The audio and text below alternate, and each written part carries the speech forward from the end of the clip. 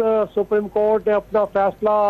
रात 11:30 बजे तकरीबन सुना दिया है और जिसमें ये कहा गया है कि जो मारूजात जो दलाइल तहरीक इंसाफ के वकला की जानिब से दिए गए थे उनको हरगिज़ कबूल नहीं किया जा सकता।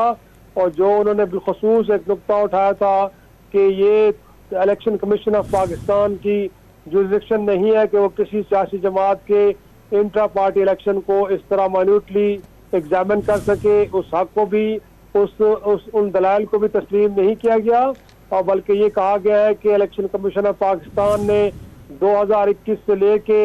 अब तक तहरीक इंसाफ को इंट्रा पार्टी इलेक्शन कराने के लिए कहा गया था, लेकिन तहरीक इंसाफ ने जिस तरह के इलेक्शन कराए उससे ये तासुर मिलता है कि दरअसल किसी किस्म के कोई इलेक्शन का इनेकाद किया ही नहीं गया। जो इलेक्शन के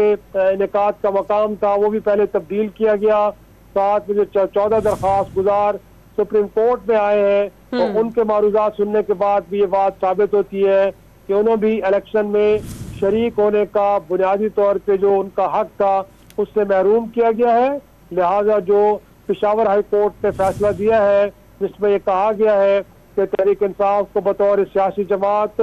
इलेक्शन कमीशन की वेबसाइट के ऊपर अपलोड किया जाए और साथ में उनको बल्ले का निशान भी वापस किया जाए, इस फैसले को कलअदम करार दिया जाता है। और इस हवाले से जो इलेक्शन कमीशन ऑफ पाकिस्तान ने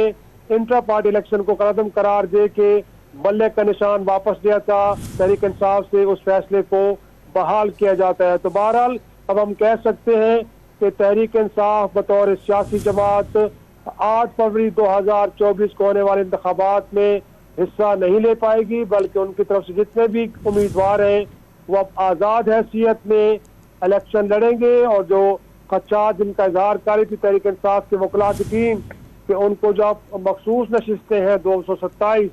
गोया कि उस हवाले से भी उनको अब अपनी जो तरजीही बुनियादों पर एक प्रेफरेंस लिस्ट होती है जो जमा करानी होती है इलेक्शन कमीशन में, अब वो उस हद से भी महरूम हो गए हैं। तो हम कह सकते हैं कि वो जमात 2018 के इंतखाबात के बाद इक़्तिदार में आई थी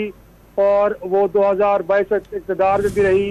अब वो जमात 2024 के आम इंतखाबात में बतौर सियासी जमात शरीक नहीं हो सकी। तो हम कह सकते हैं कि जो उनके इंट्रा पार्टी इलेक्शन है उनको भी कलअदम करार दिया गया है। और इस सूरत में जो उनके नए चेयरमैन है बैरिस्टर गौर, वो अब PTI के चेयरमैन के तौर पर भी फराइज सरअंजाम नहीं दे पाएंगे। अब होगा यही कि इस जमात को दोबारा अपने इंट्रा पार्टी इलेक्शन कराने पड़ेंगे और यकीनी तौर पे अमल ये शायद इलेक्शन के बाद ही मुमकिन हो पाएगा। इस दौरान वो अब 2024 को जो इलेक्शन है 8 फरवरी को होने वाले उनमें बतौर सियासी जमात अब शरीक नहीं हो पाएगी। अच्छा इफ्तिखार शाह साहब, जो प्लान B था, प्लान C था, अब बज़ाहिर PTI का नाकाम होता हुआ नजर आ रहा है।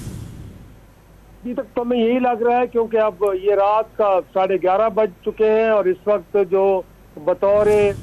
किसी जमात की जानिब से इंतखाबी निशान के लिए दरख्वास्त देने का वक्त था अमलन वो भी ख़त्म हो चुका है। तो इस सूरत में आप जितने भी